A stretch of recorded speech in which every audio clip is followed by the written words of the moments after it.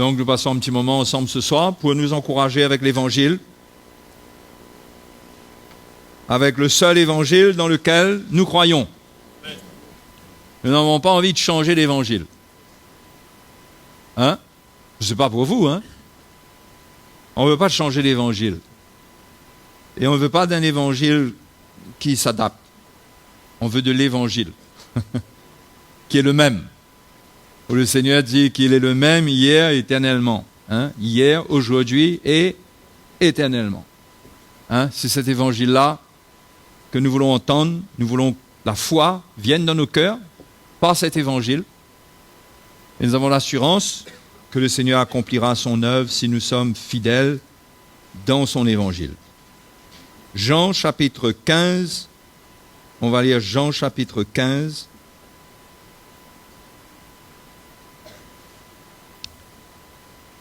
Où Jésus parle de lui en tant que le vrai cep.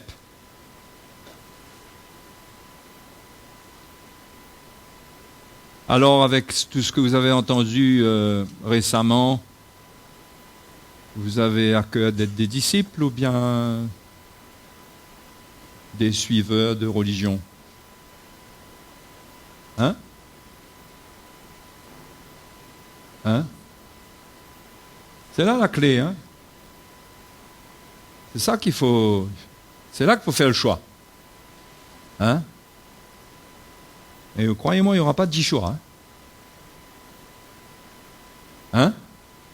Le Seigneur, il appelle des hommes et des femmes pour devenir ses disciples, pour le suivre. Il n'y a pas un salut pour ceux qui suivent Jésus et une autre forme de salut pour ceux qui ne veulent pas suivre le Seigneur. On est appelés tous à suivre le Seigneur, à suivre le Maître. Un maître, ça veut dire que c'est lui qui enseigne. On s'assoit à ses pieds et on a un cœur ouvert pour être enseigné par lui. Ce n'est pas nous qui lui montrons qui il est. Hein? On ne peut pas dire à Jésus qui il est, non? Quelqu'un arrive là, il dit voilà Jésus, ben toi tu es ça. L'autre a une autre doctrine, il dit ben non Jésus, toi tu es pas ça, tu es ça. Personne ne peut montrer à Jésus qui il est. Jésus lui-même sait ce qu'il est. Et nous savons que c'est par le message de la croix qu'il nous révèle qui il est. Et les promesses que le Seigneur nous fait sont extraordinaires. Hein? Par exemple, au verset 5, il dit « Je suis le cep, vous êtes les sarments. Celui qui demeure en moi et en qui je demeure porte beaucoup de fruits. Car sans moi, vous ne pouvez rien faire. » Hein? Verset 7, il dit encore, si vous demeurez en moi et que mes paroles demeurent en vous, demandez ce que vous voudrez et cela vous sera accordé. Ça, c'est des promesses, hein? Hein? Mais ce n'est pas des promesses qui s'accomplissent n'importe comment. Vous savez, on a tendance à prendre les promesses de la parole de Dieu et vouloir en faire des promesses pour nous dans un contexte dans lequel ces paroles ne peuvent pas s'accomplir dans le contexte dans lequel on veut les amener. Ne peuvent pas s'accomplir. Et c'est ça qu'on doit comprendre. Hein?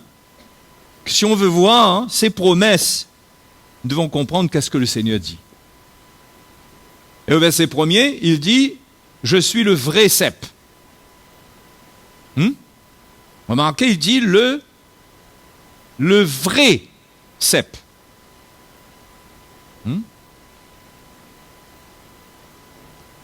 Parce qu'il y a beaucoup de faux ceps.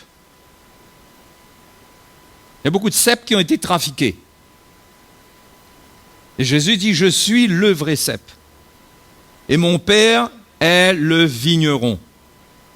Tout sarment qui est en moi et qui ne porte pas de fruit, il le retranche. Et tout sarment qui porte du fruit, il l'émonde, afin qu'il porte encore plus de fruits. Donc Jésus est le cep. Le cep, c'est le pied de vigne, tout le monde sait.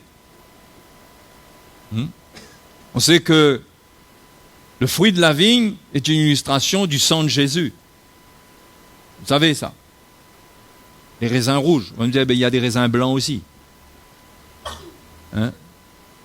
Mais Le fruit de la vigne est une image du sang de Christ. C'est pourquoi quand nous prenons la Sainte Seine, nous prenons du fruit de la vigne. Et comme il faut boire, nous prenons le jus. Que la Bible dit le vin. Mais d'une manière, on n'est pas appelé à mettre en pratique le vin absolument quand on peut avoir du jus. Ça, c'est pour des raisons de ne pas être des occasions de chute. Pour des gens qui, dans la Sainte Seine même, trouveraient une occasion pour retourner à des mauvaises habitudes. Hein? Après, on peut finir par avoir des gens qui veulent la Sainte Seine absolument, mais on se demande pour quelle raison. Mais l'important, c'est d'avoir affaire au fruit de la vigne. Le fruit de la vigne. Et le cep, c'est donc Jésus. Et nous sommes les sarments, les branches. Notre vie, nous avons été greffés sur le cep. Et notre vie dépend du cep.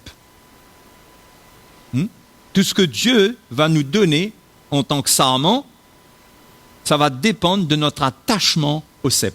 De rien d'autre. Hein? Il faut bien comprendre ça. Il faut comprendre comment s'attacher au cep. Ok? Il dit déjà, vous êtes purs. Ce qui veut dire que quand le Seigneur émonde, c'est pour purifier. Quand on est purifié de la chair, des choses mauvaises, on porte encore plus de fruits. Quand quelqu'un cherche à porter du fruit, il est un peu bloqué par son état charnel. Sa chair met des limites.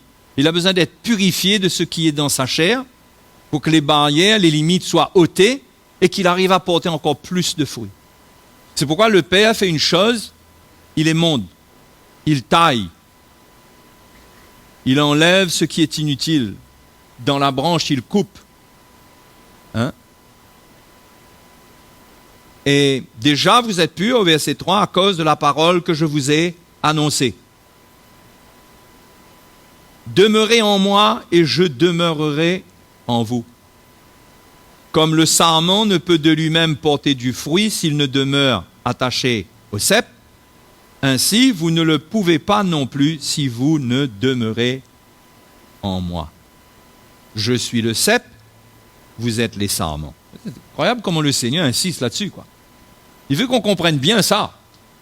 C'est lui le cep et nous sommes les sarments. C'est notre nature. Et l'œuvre de l'ennemi, c'est de changer la nature du cep pour que les sarments ne soient plus de vrais sarments. Si on change, si on empoisonne le cep, si on greffe quelque chose dans le cep qui change sa nature, les sarments qui seront attachés au cep ne produiront plus les fruits du cep original. N'est-ce pas? C'est impossible. Pour apporter les fruits du cep original, il faut garder le cep comme il était. Bien sûr, personne ne peut changer Jésus. Personne ne peut aller faire de Jésus quelqu'un d'autre que ce qu'il est. Mais l'œuvre de l'ennemi dans ce monde, c'est de toucher à l'évangile. Parce que nous sommes greffés au cep par l'évangile. Vous comprenez? Quand nous sommes sauvés par l'évangile. Nous entendons l'évangile, nous croyons dans l'évangile. C'est ce qui fait notre foi, c'est ce qui nous attache au cep. Donc le cep, en ce qui concerne l'évangile, il peut être trafiqué. C'est pourquoi Jésus au départ dit « Je suis le vrai cep ». Il faut qu'on reste avec le vrai cep. D'accord? Il y a quelques-uns ce soir? Il y a quelqu'un? Il y a quelqu'un? Il faut rester avec le vrai cep. Si on touche au cep, on va toucher au sarment. Si on touche au cep dans ma vie et que je suis greffé sur un cep qui n'est pas le vrai cep, je ne serai pas un sarment comme le Seigneur le veut. Je ne serai plus le sarment du Seigneur. Je vais être le sarment du cep qui a été changé. C'est clair ou non? Hein? Mais si on est attaché au vrai cep, on va devenir de vrais sarments. Et les sarments portent les fruits, la vie du vrai cep, du cep. On ne peut pas porter une autre vie et d'autres fruits que le cep, que la vie que le cep nous donne. Hein? On peut faire ce qu'on veut. Nous, on croit qu'on peut faire beaucoup de choses. On va essayer de comprendre, de faire des choses. Mais on ne peut pas vivre autre chose que la vie qui nous a été donnée. On ne peut pas porter des fruits que en dehors de la vie qui nous a été donnée. On peut faire tout ce qu'on veut. On peut essayer, on peut prétendre, on peut... Voyez? On va forcer, on va inventer, on va fabriquer, mais on ne pourra pas porter la vie du sarment parce que le cep a été changé. C'est pourquoi Paul a insisté avec l'église de Corinthe et leur a dit « Je n'ai voulu savoir parmi vous autre chose que Jésus-Christ et Jésus-Christ crucifié. » Parce que le cep, ça représente Jésus, mais ça représente Jésus crucifié. On vient se greffer sur la croix de Jésus-Christ. Et on reste sur cette croix parce que ce cep ressemble à un bois sec. Mais il n'est pas sec, il est plein de vie. Quand vous regardez un pied de vigne, hein, les pieds de vigne, ça ne donne pas l'impression d'être... Quand vous regardez le tronc, c'est un peu, on dirait que c'est un peu sec. Mais en réalité, il y a la vie dedans. Il y a de la vie dedans. Donc, quand on est attaché au cep, on va porter les fruits qui sont dans le cep. Les fruits de la vie qui est dans le cep. Et ça va être naturel. Donc, la clé, c'est d'être attaché au cep. C'est pas tout ce qu'on croit être capable de faire. Ça n'a aucune valeur. Tout ce qu'on croit être capable de faire, tout ce qu'on s'imagine qu'on peut plaire à Dieu d'une certaine manière, on va faire des choses pour le Seigneur, ça n'a aucune valeur si on n'est pas attaché au cep. Parce que le résultat, ça va être le fruit de toute façon, ça va être le fruit de ce cep auquel on est attaché. Si c'est le vrai cep, ça va être les fruits du Seigneur Jésus, les fruits de sa mort. Si ce n'est pas le vrai cep, ça va être la fausse doctrine, ça va être une vie étrange. Ça va être une vie de séduction, de tromperie, où on se séduit soi-même, où on est en train de dire qu'on est un sarment, mais on n'est plus un sarment. Comprenez? C'est pourquoi ce passage est sérieux. Celui qui demeure attaché au cep, Jésus dit, comme le sarment ne peut de lui-même porter du fruit, s'il ne demeure attaché au cep, ainsi vous ne le pouvez pas non plus si vous ne demeurez en moi. Vous ne pouvez pas porter du fruit si vous ne demeurez en moi. C'est-à-dire attaché au cep. On ne va pas avoir un sarment qui est par terre et qui porte du fruit. Il faut qu'il soit attaché au cep. Et la vie chrétienne consiste, le bon combat de la vie chrétienne consiste à résister au diable pour rester attaché au cep. Parce que si on est attaché au cep, on aura les fruits qui viennent de ce cep. On n'aura pas autre chose. Et le sarment qu'on est appelé, la quantité de fruits qu'on est appelé à porter, ça ne dépend pas de notre capacité. La capacité n'est pas dans le sarment, il est dans le cep. La capacité est dans la vie que le cep transmet. Si ce cep-là transmet une certaine mesure de vie, on vivra, on portera des fruits d'après cette mesure de vie. Si c'est une plus petite mesure de vie, il y aura une petite mesure de fruits. Mais dans tous les cas, tous les sarments, en tous les cas, sont appelés à porter beaucoup de fruits. Donc la clé, les frères et les sœurs,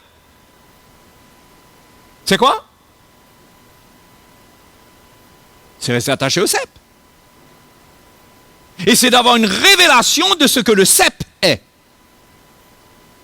Si vous n'avez pas de révélation de ce que le cep est, vous êtes peut-être en train de vous greffer sur un cep qui n'est pas le vrai cep. Il y a beaucoup de gens qui s'attachent à un Jésus qui est le fruit de leur imagination, qui est le fruit de leur propre doctrine. Paul appelle ça un autre Jésus. Hein, il le dit dans 2 Corinthiens chapitre 11. Il a dit aux Corinthiens, on va en revenir là, regardez. 2 Corinthiens chapitre 11, au verset 4, au verset 3, toutefois, de même que le serpent séduisit Ève par sa ruse, je crains que vos pensées ne se corrompent et ne se détournent de la simplicité à l'égard de Christ. On retrouve notre cep là. Parce que c'est très simple. La vie chrétienne, c'est rester attaché au cep, c'est aussi simple que ça. Et la séduction consiste à amener quelqu'un à compliquer, à changer cette simplicité-là. La simplicité, c'est tout simplement qu'il faut demeurer attaché au cep. Car, verset 4, si quelqu'un vient vous prêcher un autre, voyez qu'il peut avoir un autre Jésus. Vous pouvez écouter d'autres Jésus. Quand vous écoutez un évangile qui n'est pas le message de la croix, et qui vous amène, qui ne vous construise pas en tant que sarment pour goûter à la grâce de Dieu, pour voir des miracles dans votre vie, où Dieu lui-même est à l'œuvre dans votre cœur, et que vous êtes dans un évangile, par exemple, qui est légaliste, l'évangile légaliste, c'est l'évangile qui ne tient pas compte de la vie qui est dans le cep. C'est un évangile qui vous amène à faire des efforts pour devenir quelqu'un. Où c'est qu'on a vu qu'un sarment doit faire des efforts pour porter du fruit? Le sarment, il doit être attaché au cep. Mais il y a d'autres évangiles qui amènent l'Église, qui amènent les chrétiens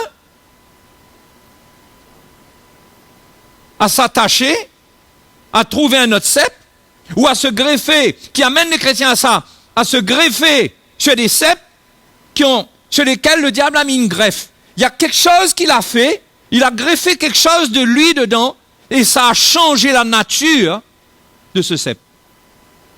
Et si le chrétien n'est pas vigilant, il s'attache à ce cep, et du coup, lui-même, il devient corrompu. Lui-même, il se corrompt. Comprenez? Si vous prenez l'exemple des Galates, chapitre 1er, Galates,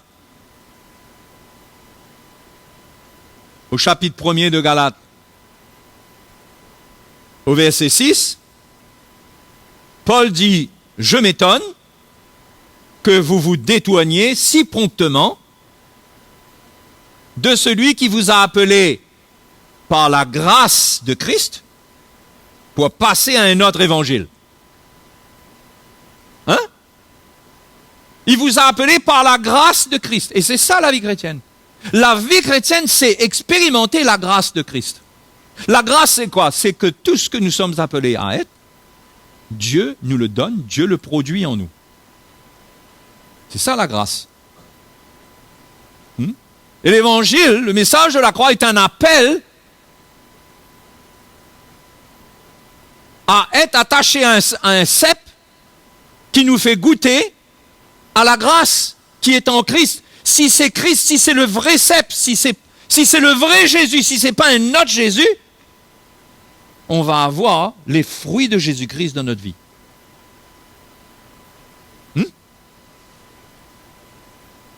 Par sa grâce, parce que le cep contient la grâce. Le sarment, lui, c'est par grâce qu'il se développe. Oui ou non? C'est le cep qui fait pousser la vie, qui fait aller la vie vers les sarments. Ce n'est pas les sarments qui essayent de faire quelque chose pour avoir la vie du cep. C'est par grâce. Et nous sommes appelés à vivre par la grâce de Christ. Donc, quand nous avons une vie chrétienne qui nous demande des efforts sans voir des fruits, parce que demeurer attaché, ça nous demande quand même quelque chose. Il y a un combat pour rester attaché au cep. Mais ce n'est pas le combat d'essayer de changer sa vie soi-même. Ce n'est pas essayer de se transformer soi-même. Ça, c'est la vie du cep qui va faire ça. Le seul combat, nous, c'est rester attaché au cep. Donc, Paul dit aux Galates, vous avez été appelés à la grâce, par la grâce de Christ. Maintenant, vous passez à un autre évangile, c'est-à-dire à un autre évangile, à un autre cep. Donc, vous allez être privés de la grâce de Christ. C'est ce que les Galates avaient fait. Vous savez ce que les Galates avaient fait? Ils étaient en train de retourner sous la loi. Ils étaient en train de se greffer sur le cep de Moïse. Et ils essayaient de faire une greffe entre la loi, l'ancienne alliance et la nouvelle alliance, et ils essayaient de se greffer là-dessus. Ils étaient en train de se faire un autre Jésus, un autre évangile. Donc Paul dit, je m'étonne. Il dit, non pas qu'il y ait un autre évangile, bien sûr qu'il y a un seul évangile. Mais par séduction, il y a d'autres évangiles. Par la tromperie des hommes, quand on annonce un évangile qui n'est pas l'évangile connecté au vrai cep, ça devient un faux évangile immédiatement. C'est sérieux, les frères et sœurs. Hein? Non pas qu'il y ait un autre évangile, mais il y a des gens qui vous troublent et qui veulent altérer, changer, transformer le mot grec métastrépho ou le verbe métastrophé. Ça vient avant catastropher. Métastrépho, c'est changer la nature d'une chose en une autre chose. Vous voyez, quand on touche à l'évangile, on ne le change pas un petit peu. C'est pas comme si que c'est comme une voiture, on a pris une bombe peinture, on a peint le capot d'une autre couleur. Et que c'est toujours le même véhicule. Quand on touche à l'évangile, on change la nature de cet évangile. Ouais, c'est aussi sérieux que cela. Et parfois, on a du mal à concevoir et à accepter, mais on se dit, mais c'est pas possible. Hein? Dans ce cas, où est tout le monde? Mais Dieu veut restaurer son Église. C'est pourquoi le Seigneur doit restaurer le vrai évangile dans l'Église. Et c'est pourquoi nous sommes des témoins, nous devons être des témoins visibles du vrai évangile. Si nous avons le vrai évangile, nous devons produire les preuves. Les preuves, c'est quoi? C'est les fruits. Oui ou non? Si nous n'avons pas les fruits, ça veut dire que nous ne sommes pas greffés. Nous ne sommes pas les sarments attachés au vrai cep. Mais si nous nous attachons au vrai cep, nous allons porter beaucoup de fruits. Ok, tout le monde? Donc, Paul a dit aux Corinthiens, vous avez maintenant un autre Jésus, vous avez un autre esprit, vous avez un autre évangile. Un autre évangile. Il faut s'attacher au vrai évangile. Mais vous qui entendez l'évangile, vous devez avoir une conviction, vous. Et ne pas raisonner, vous devez savoir, vous. Peu importe ce que le monde entier dit, mais vous devez savoir, vous, dans votre cœur. À quel évangile vous avez été appelé? Et d'arrêter de résister. Et de rester attaché à ça. Parce que si on reste attaché à ça, il y aura les fruits. Les frères et les sœurs, on va goûter à la grâce de Christ. Hein? On va goûter à la grâce de Christ, oui ou non? On va goûter à la grâce qui est en Jésus. Il va s'occuper de nous. Retournons dans Galates, chapitre 1er, on continue, verset 7. Il dit donc, il y a des gens qui vous troublent et qui veulent altérer l'évangile de Christ. Mais si nous-mêmes, Paul dit nous-mêmes, ou si un ange du ciel annonçait un évangile s'écartant de celui que nous vous avons prêché, qu'il soit anathème. Il y a comme une malédiction prononcée sur celui qui fait ça. qu'il soit retranché, qu'il soit excommunié. Hein? Quelqu'un qui annonce un autre évangile, il faut qu'il arrête son œuvre, parce que là, il se met sous le jugement de Dieu, là. Il dit, même si nous-mêmes, demain, Paul dit nous-mêmes, il prend son cas, il dit, je vous ai annoncé un évangile, ben, si je viens vous annoncer un autre évangile, que je sois anathème. Il dit, même si un ange descend du ciel et vous dit, il y a un autre évangile, qu'il soit lui aussi cet ange-là, qui soit anathème. Qu'est-ce que Paul veut dire par là? Que l'évangile qu'ils ont reçu est tellement l'évangile de Dieu que personne, aucun homme, aucun ange, personne n'a le droit de changer ça. C'est pourquoi on doit faire attention à l'autorité qu'on donne à ceux qui présentent leur évangile avec un ange derrière, avec des témoignages angéliques, hein? Avec toutes sortes de témoignages d'anges. La Bible dit que Satan se déguise en ange de lumière. L'évangile doit rester l'évangile pour nous. Et nous devons être greffés sur l'évangile et sur rien d'autre. Alléluia. Parce que Jésus a été clair. Il a dit, demeurez en moi et je demeurerai en vous. Hein? Si on reste attaché au cep, il va demeurer en nous. Nous allons demeurer en lui, il va demeurer en nous. Ça veut dire que notre vie sera unie à lui et lui-même, il va vivre au travers de nous et sa vie va découler de nous. C'est notre vie chrétienne. Et on doit pouvoir témoigner de cette vie-là. Pas qu'on est un chrétien qui fréquente une église quelque part, où on prêche la croix, ou je sais pas trop quoi. Non, c'est pas suffisant. On doit se greffer personnellement.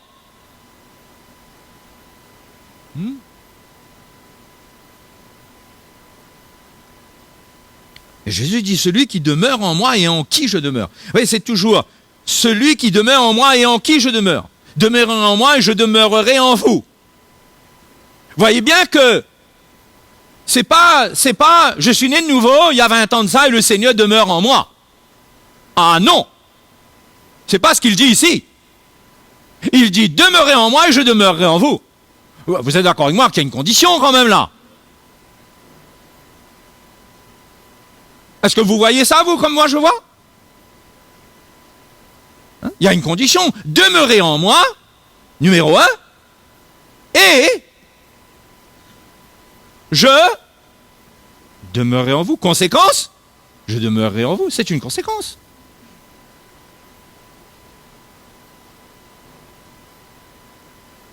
Et au verset 5, il dit, celui qui demeure en moi et en qui je demeure porte beaucoup de fruits. Et là, c'est clair.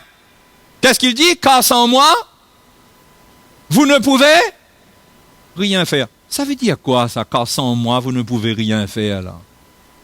Vous croyez que c'est écrit là pour qu'on ait un langage pour se dire, ah oui, t'es sans le Seigneur, là, on ne peut rien faire sans le Seigneur. Vous croyez que c'est écrit là pour nous donner un langage chrétien? Comme quoi on est chrétien et que Jésus nous encourage à lui faire confiance. Parce que sans lui, on ne peut rien faire. Fais confiance au Seigneur, mon frère. C'est pas de ça que ça parle là. C'est inclus dedans. Mais sans moi, vous ne pouvez rien faire. Ça veut dire sans demeurer en moi, vous ne pouvez rien faire. Ah, il faut lire la parole de Dieu en gardant le contexte. Hein? Ça veut dire, sans demeurer en moi, vous ne pouvez rien faire. Vous ne pouvez pas porter de fruits. Comment vous allez porter de fruits si vous ne demeurez en moi? Et les frères et sœurs, quand nous demeurons en lui, et qu'il demeure en nous, c'est lui qui va faire le travail. Ça, c'est la grâce. Et nous ne sommes sous aucune condamnation. Parce que nous sommes là où il faut. Nous sommes greffés là où il faut. Et que le résultat, c'est pas nous. Ça ne repose pas sur nous. Il garantit le résultat, lui. Il garantit le résultat et il ne peut pas mentir. Il ne peut pas nous raconter des histoires, le Seigneur. Il dit, celui qui demeure en moi, il portera beaucoup de fruits. Il peut mentir, le Seigneur? Si tu demeures en lui, tu ne porteras pas de fruits. Si un sarment ne porte pas de fruits, c'est qu'il ne demeure pas dans le Seigneur. Ça, c'est la vérité. Hein? Ouais, pas vrai. Le peuple de Dieu. Et là, il y a plus grave. Il y a plus grave, les frères et sœurs. Regardez, il faut regarder les choses sous son angle vrai, véritable. Il y a plus grave, verset 6. Si quelqu'un ne demeure pas en moi, qu'est-ce qui se passe? Il est? Hein? Il est quoi?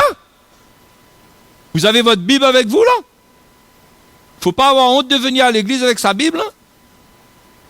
Il est jeté dehors.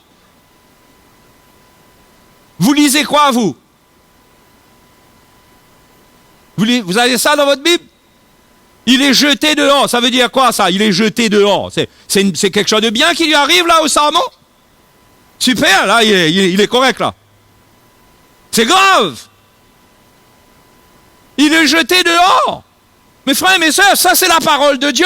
Alors, ceux qui racontent qu'on ne peut pas perdre notre salut, etc., il y en a qui disent, oui, mais ça n'a rien à voir avec le salut, ça, c'est...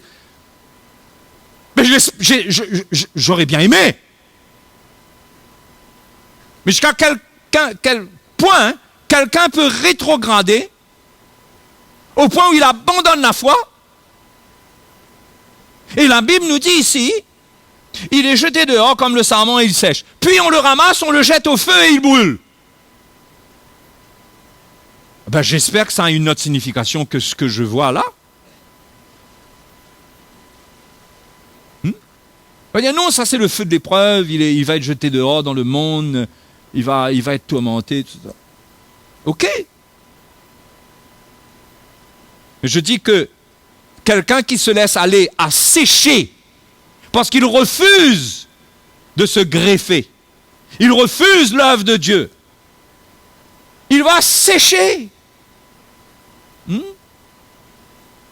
C'est le Seigneur qui parle ici, non? Ok. Il dit, si vous demeurez en moi et que mes paroles demeurent en vous, demandez ce que vous voudrez et cela vous sera accordé. Waouh! Ah, par contre, si on est attaché au Seigneur et qu'on a sa vie en nous, avec sa vie en nous, on demande ce qu'on veut, on a. Vous comprenez pourquoi on a ce qu'on demande? Parce qu'on demande avec sa vie en nous. C'est-à-dire, on ne va pas demander des choses en dehors de sa volonté.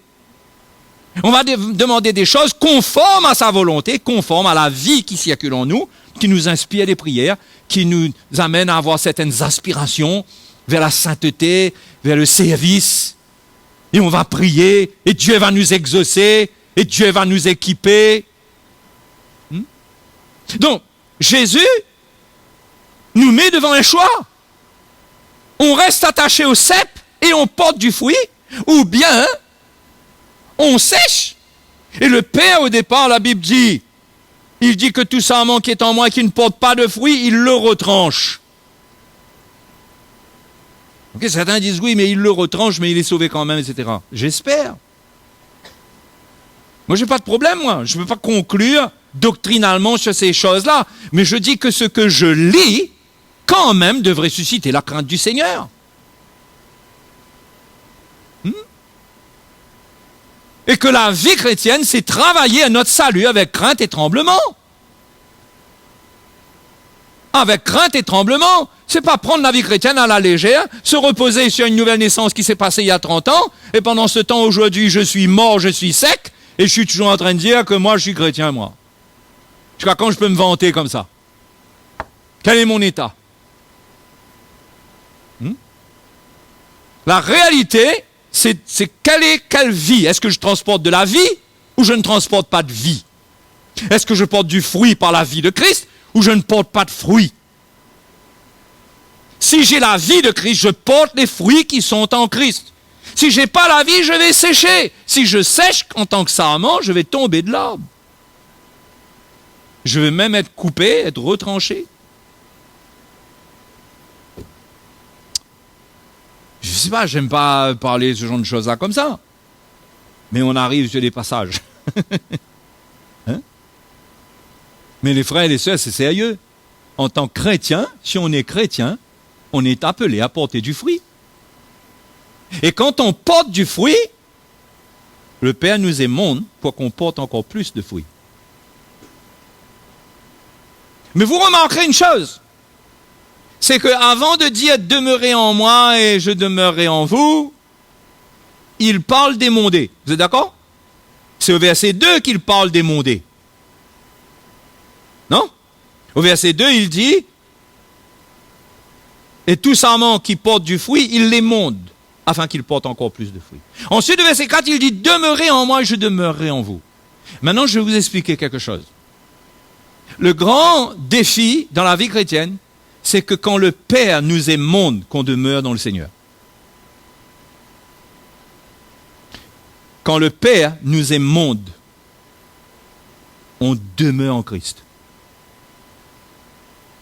Beaucoup de chrétiens, quand le Père les émonde, ils ne demeurent pas dans le Seigneur, ils fuient. Ça parle de la correction du Seigneur, ça. C'est pourquoi, quand le moment arrive où le Père nous émonde, ça fait mal. Ça fait mal. Mais si on accepte, on s'humilie, on reconnaît que c'est lui qui est en train de nous émonder. Même que ça fait mal, mais on s'humilie. On accepte. Le but, c'est quoi? C'est qu'on porte plus de fruits après.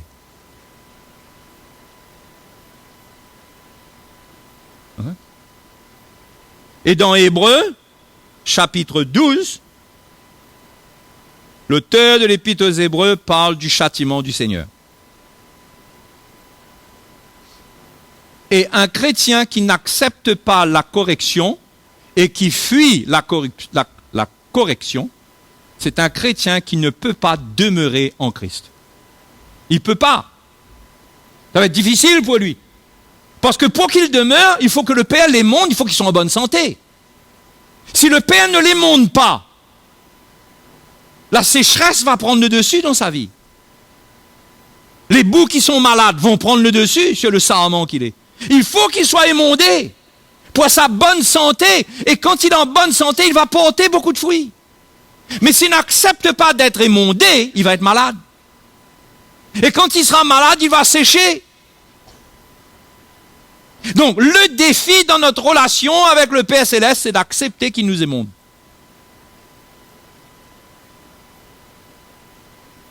Et que pendant qu'il nous émonde, on reste attaché au Seigneur. On demeure attaché au cep. On reste avec l'évangile. On prend notre croix. Ça s'appelle prendre notre croix. On prend notre croix. On renonce à nous-mêmes. On accepte qu'il est notre Dieu, qu'il a tout droit sur notre vie, qu'il nous corrige, qu'il change des choses, qu'il nous reproche, qu'il nous réprimande. On accepte cela. On ne fuit pas. On ne va pas aller chercher un autre cep quand nous sommes émondés. On ne va pas aller chercher un autre évangile, mais on accepte, on comprend que c'est son œuvre. On comprend, c'est son travail. C'est pour mon bien qu'il fait ça. Regardez, chapitre 12. Verset 5. Et vous avez oublié l'exhortation qui vous est adressée comme à des fils. Il ne faut pas oublier que je vous ai parlé, les fils, ce sont ceux qui sont engendrés dans l'évangile. Ce sont ceux qui ont compris la pensée de l'évangile. Hein?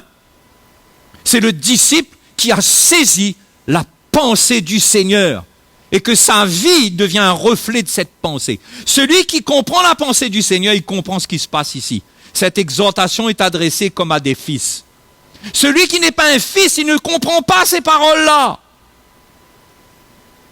Il va interpréter ça d'une manière religieuse. Il va parler que lorsqu'il y a des choses qui arrivent, il va dire le bon Dieu est en train de punir à lui.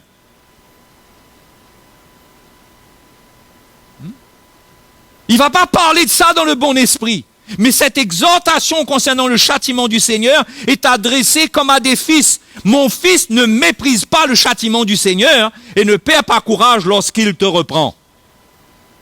Car le Seigneur châtie celui qu'il aime. Et il frappe de la verge tous ceux qu'il reconnaît pour ses fils, ses filles, toute la bande avec, hein? Les sœurs, pas de complexe. Hein?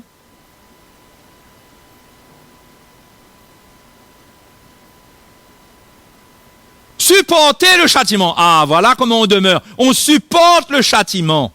C'est comme des fils que Dieu vous traite. Car quel est le fils qu'un père ne châtie pas? Donc quand Dieu nous émonde, Dieu nous châtie. Le châtiment du Seigneur a une grande part à avoir à faire avec émondé. Ça a une grande part avec émondé. Dans l'action d'émondé. La correction. Je te corrige. Je coupe. J'arrête certaines choses dans ta vie. Il y a des choses qui te perdent, je coupe. Je dis stop à certaines choses. Parce que tu portes du fruit, tu veux me servir, je vais couper certaines relations. Je vais arrêter. Il y a des choses que je ne vais plus permettre pour toi. Je vais enlever des choses émotionnelles de ta vie. Je vais enlever des choses qui sont charnelles, qui prennent ton temps, ton énergie. Je t'émonde. C'est la correction. Et ça fait mal. Parfois, on a mal. Le Père nous châtie. On a mal dans notre chair. Mais les fils comprennent ça. Parce que les fils ont compris l'évangile dans une autre dimension. Ils sont plus avec l'évangile qui consiste à dire, j'ai donné ma vie à Jésus, ben moi je crois en Jésus, un jour j'irai au ciel. Comprenez cet évangile basique là. Le fils, il est plus comme un petit bébé lui. Il a compris que maintenant, il doit grandir. Dieu veut qu'il marche. Il arrête de ramper. Il arrête de pleurer. Il arrête de se plaindre. Il arrête d'attendre qu'on lui donne à manger. Il se lève, il aide. Il n'est plus un petit bébé. Et pendant qu'il le fait, le Père l'émonde. Pendant qu'il le fait, le Père l'instruit. Le Père le corrige. Le Père le reprend. Lui dit ça, c'est pas bon. Comment il le fait, le Père le reprend? On entend une voix du ciel? Non. Il y a les circonstances. Et il y a ceux qui nous aident dans le service de Dieu, qui nous parlent dans la vérité. La réprimande, c'est quand des gens nous parlent selon la vérité. Il n'y a pas de réprimande quand il n'y a plus de vérité. Les deux marchent avec. La vérité et la grâce. La grâce, c'est le cœur du Seigneur, mais la vérité est là pour nous redresser. La vérité vient avec grâce. Dieu nous fait ressentir qu'il nous aime, mais il doit nous dire la vérité. Et la vérité nous fait mal. Mais parce que nous ressentons la grâce, nous savons vers quoi Dieu nous amène, dans quoi Dieu veut nous amener. Nous nous humilions, nous acceptons. Ça fait mal, mais on sait qu'il a raison. Je ne peux pas avoir raison devant Dieu. Et j'apprends, et je grandis. Supporter le châtiment, c'est comme à des fils que Dieu vous traite. C'est comme des fils que Dieu vous traite. Car quel est le fils qu'un père ne châtie pas? Mais si vous êtes exempts du châtiment auquel tous ont part, vous êtes donc des enfants illégitimes et non des fils. Ah! Vous comprenez là que quelqu'un qui est appelé un fils, qui est un disciple, qui apprend, quand il commence à résister à la correction, il se disqualifie lui-même de sa position privilégiée de fils. Il devient illégitime. C'est la Bible qui le dit. Le moment qu'on commence à gâter notre cœur, on n'accepte pas la correction du Seigneur, on devient un fils illégitime. On n'accepte pas que le Père nous émonde. On gâte notre cœur. On trouve ceci, on trouve cela. On a beaucoup à redire. Notre cœur n'est plus pur. On n'est pas en train d'accepter la correction. On est en train de bouger dans l'illégitime. Ça veut dire que tu es mélangé. Tu es mélangé. Mais celui qui a affaire à l'évangile, qui est un disciple, qui devient un fils, il accepte la correction et il prouve, en acceptant la correction, qu'il est un fils. Il le prouve. Comment il le prouve? C'est pas son langage, c'est pas quand il est en train de dire « Ouais, merci Seigneur ». Non, c'est quand Dieu le corrige et qu'il s'humilie et qu'il accepte. Là, il donne la preuve qu'il est un fils. On va me dire « On n'a pas besoin de prouver ». Ah bon, ben ça veut dire quoi ça alors? Pourquoi c'est écrit ça?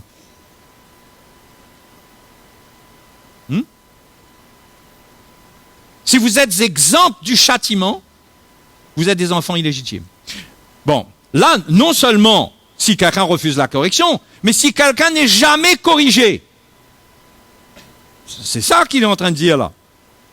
Si quelqu'un est exempt du châtiment, c'est-à-dire, si quelqu'un est un chrétien, mais qu'il n'est jamais corrigé, il est exempt du châtiment. Il n'y a jamais aucune correction dans sa vie. Il n'y a jamais quelque chose qui lui fait un peu mal, où Dieu lui parle, où Dieu le reprend et il s'humilie et il grandit dedans. Il est simplement un chrétien qui est là, il est chrétien. C'est de lui en premier que la parole de Dieu parle ici. Et dit qu'il est illégitime. Parce qu'un fils doit être corrigé par son papa. Hein? Quand on a des fils dans une maison et que c'est nos fils, on les châtie. Mais quand il y en a un là, c'est pas votre fils, vous pouvez pas le châtier. C'est pas votre fils. S'il n'y a pas de châtiment, ça veut dire que celui qui doit châtier ne nous voit pas comme son fils. Ah ben là, il y a un problème. Mais ça dépend de quoi? Ça dépend de l'attitude. Est-ce que nous sommes appelés à avoir une relation avec Dieu qui n'est pas émotionnelle, mais nous voulons grandir, nous voulons devenir des fils, nous voulons porter beaucoup de fruits? Non? Et on ne va pas porter beaucoup de fruits parce qu'on prie beaucoup seulement. Ou parce qu'on est quelqu'un qu'on a toujours jeûné. Il faut pratiquer le jeûne, il faut prier, tout ça, bien sûr. Mais ce n'est pas parce qu'on fait tout cela qu'on est dans les choses que je suis en train de dire. Parce que toutes ces choses peuvent devenir un prétexte pour nous, pour laisser entendre que nous consacrons notre vie à Dieu. Moi, je prie, moi, frère.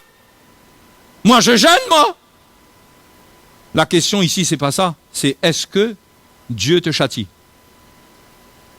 Est-ce que tu as part à la correction? Est-ce que tu es ouvert à apprendre? Un disciple? Mes frères et mes sœurs, un disciple, regardez dans l'évangile comment Jésus corrigeait ses disciples. Vous savez ce que Jésus a dit aux apôtres? Faites des disciples. C'est-à-dire les apôtres, quand ils ont commencé, ils avaient la responsabilité de faire des disciples. Ça voulait dire quoi? Ils étaient appelés à devenir comme des pères pour former des disciples. Ils étaient donc appelés à corriger ceux qui apprenaient mal, à les reprendre, à les instruire, etc. C'est ce que Paul a fait avec Timothée.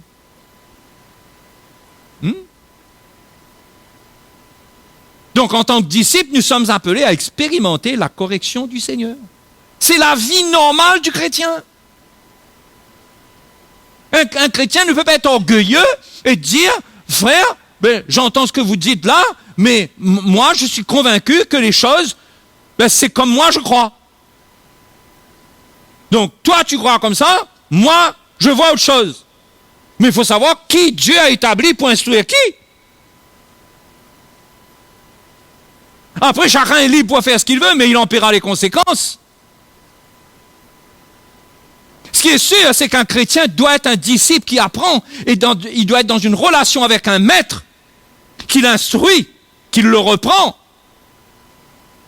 Et là, il vit une vie chrétienne, où il va être émondé, et il va porter du fruit.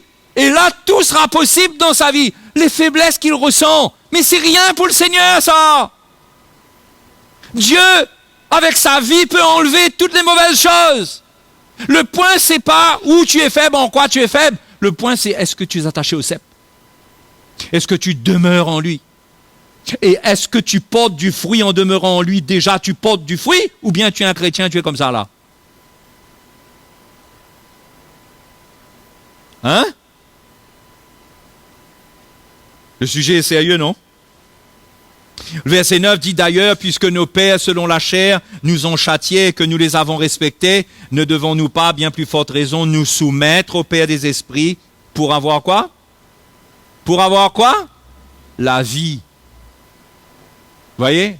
Quand on nous émonde, c'est pour avoir la vie. La vie de quelqu'un change quand il est corrigé et il accepte la correction du Seigneur. Hein? Je peux vous assurer, les frères et les sœurs, vous ne pouvez pas remplacer cet élément de la vie chrétienne. Vous ne pouvez pas. Si vous voulez servir le Seigneur, vous voulez porter du fruit, vous voulez glorifier Dieu, vous devez être là-dedans. Si vous n'êtes pas là-dedans, vous prenez le risque de devenir sec au point de vous retrouver dehors et pas intéressé que la vie chrétienne, au fait, une simple tribulation, une simple persécution vous met dehors parce que vous n'avez pas de force en vous-même pour faire face. Vous comprenez? Il n'y a pas d'option dans la vie chrétienne. Il n'y a pas d'autre option. Nos pères nous châtiaient pour un peu de jours comme ils le trouvaient bon, mais Dieu nous châtie pour notre bien afin que nous participions à sa sainteté. Le but, c'est participer à sa sainteté, à sa nature. Il nous débarrasse de tout ce qui est charnel, tout ce qu'on n'aime pas dans notre vie, les petites choses qu'on ressent, les petites racines qui peuvent être là quelquefois. On n'aime pas ces choses. Ça peut être dans notre caractère, ça peut être lié à notre passé, ça peut être toutes ces choses que c'est vrai qu'on ne marche plus dans les ténèbres, on ne marche plus dans le péché, mais il y a toutes ces petites choses qui se manifestent encore dans notre chair. Qu'est-ce qui va enlever tout cela? C'est quand on demeure attaché au cep. Ce qui va nettoyer ça, c'est la vie de Jésus qui va venir en nous. Ça ne va pas être le résultat de l'effort de l'homme qui dit « Moi, je suis décidé à ce que ça marche, ça soit plus comme ça. » On ne peut pas se changer, les frères et sœurs.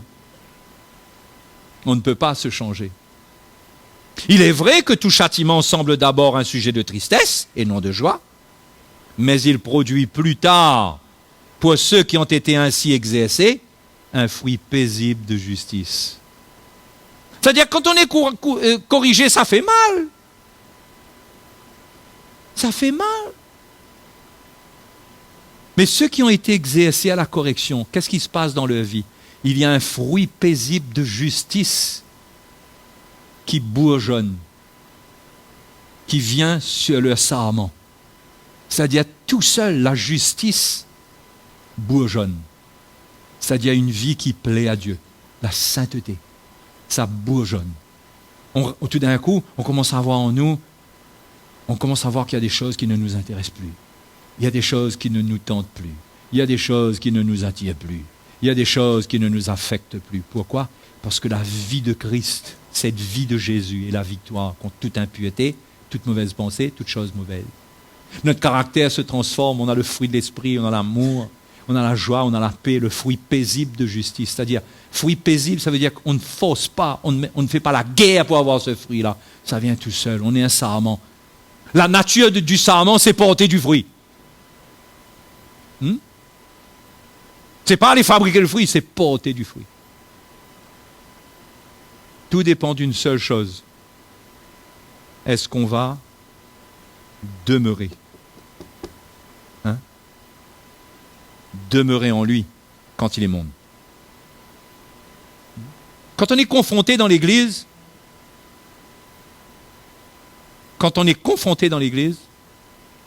on a tendance à très mal réagir.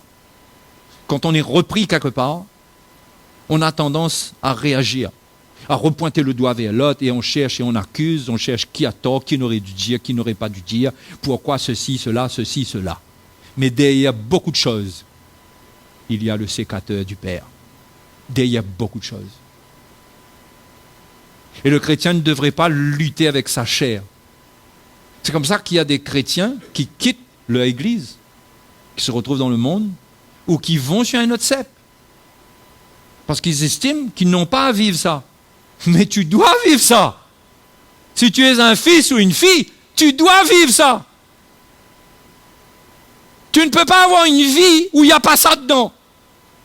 Parce que tu te disqualifies toi-même, tu es en train de te rendre toi-même illégitime. Mais si tu veux être reconnu comme un fils, tu dois accepter ça. Que le Seigneur te reprend, qu'il y a des circonstances pour te reprendre, qu'il y a une correction qui vient. Et quand ça vient, peu importe si c'est juste, si c'est injuste ou pas, peu importe. Mais dedans, toi, tu apprends. Tu apprends dedans et tu grandis. Ah, les frères et sœurs, je peux vous dire. Moi, j'ai appris à recevoir la correction du Seigneur. C'est douloureux. Mais c'est une des choses essentielles à la vie chrétienne. Et quand ça vient, on a des raisonnements. C'est injuste. C'est ceci, c'est cela. Et on n'apprend pas à prendre notre croix et à demeurer en lui. Et à rester là. Et ça fait mal, mais je suis là. ça, c'est les filles, c'est les filles. Mais le disciple du Seigneur, il ne fuit pas. Les gens de l'époque, les disciples de l'époque, le Seigneur un jour leur a parlé d'une telle manière, ils ont dit, mais cette parole est dure. Et beaucoup ont arrêté de suivre le Seigneur. Vous voyez? Le Seigneur leur a parlé des paroles qui semblaient dures. Le Seigneur les a repris. Le Seigneur leur a parlé clairement. Ils ont dit, cette parole est dure. Taillez la route. Et Jésus, vous savez ce qu'il a dit à ses disciples? À ceux qui restaient? Et vous? Vous ne voulez pas partir aussi? Et il y en a un qui a dit, mais Seigneur, à qui irions-nous? Tu as les paroles de la vie éternelle. Même quand tu nous corriges, ça nous fait du bien. Ça fait mal, mais ça nous fait du bien. Et tu as raison, parce que nous voulons te suivre. Vous ne pouvez pas suivre Jésus et ne pas être corrigé. Ça veut dire, si vous suivez le Seigneur, vous n'êtes jamais corrigé, ça veut dire que vous êtes parfait. Ça veut dire que tout ce que vous faites, en suivant le Seigneur, c'est impeccable, parce que Jésus ne veut rien vous dire. Hein? Ah, il ne faut pas qu'il vous dise quelque chose, parce que c'est impeccable votre affaire. Hein? Vous croyez que c'est comme ça? Si vous êtes en train de suivre le Seigneur, vous êtes obligé, c'est obligatoire que vous avez affaire à la correction du Seigneur. C'est obligatoire.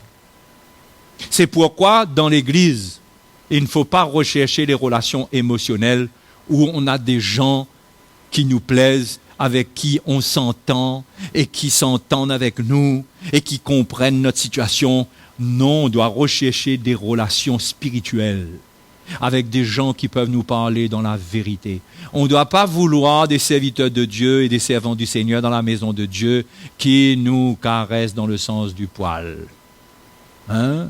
On doit chercher la vérité.